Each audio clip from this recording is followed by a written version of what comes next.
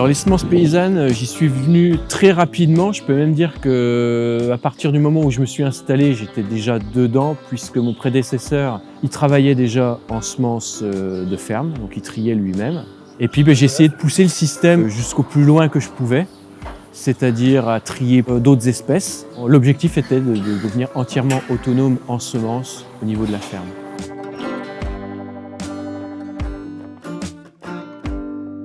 Le principal objectif, il était quand même au départ économique, dans le sens où 1 kilo de semences achetées en coopérative, de la semence certifiée achetée en coopérative ou en circuit long, coûte en gros 3 fois plus cher que lorsqu'on fait notre propre semence issue du grain de la récolte précédente. Un intérêt aussi philosophique, dans le sens où la recherche d'indépendance, le paysan a jusqu'à quelques décennies était indépendant du système agro-industriel. Aujourd'hui, le système de semences est quand même étroitement lié à l'agro-industrie, qui en fait un business. Donc la volonté de ne pas marcher dans ce business et d'être maître de ma production de A à Z.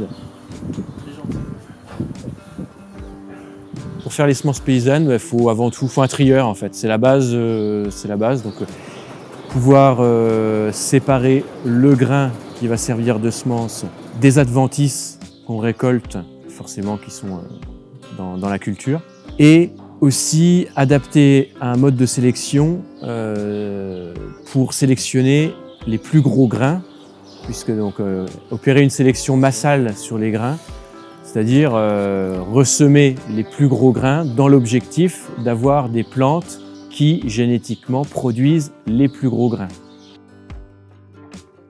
Là, sur les 5 années de recul que j'ai, je n'y verrais quasiment qu'un bénéfice surtout économique.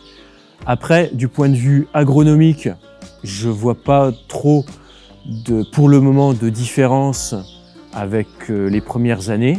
Pour visualiser le bénéfice de la sélection opérée, je pense qu'il faut plusieurs années. Et de toute façon, actuellement, dans le contexte d'évolution climatique dans lequel on est-ce qu'on va réussir à faire adapter nos variétés, nos semences suffisamment vite par rapport à la rapidité du changement climatique? C'est ça la principale question.